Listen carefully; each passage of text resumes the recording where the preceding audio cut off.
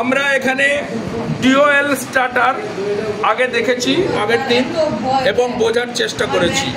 Direct online starter, যার মধ্যে একটা কারেন্ট কন্ট্রোল থাকে, একটা কন্ট্যাক্টর থাকে, একটা কয়েল থাকে এবং কিছু কানেকশনস থাকে, এবং এর সাহায্যে অন সুইচ বাটন, দেখো ওটা অনের সাহায্যে অন সুইচ বাটনটা চাপলে পরে মোটর স্টার্ট হয় আর অফ দিলে পরে মোটর অফ হয়ে যায়।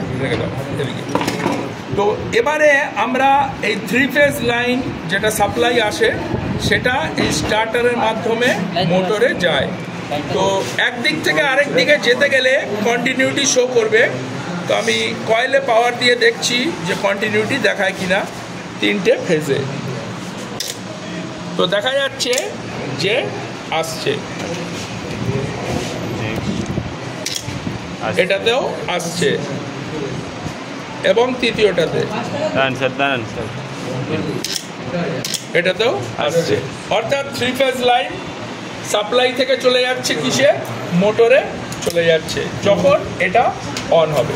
তো এটা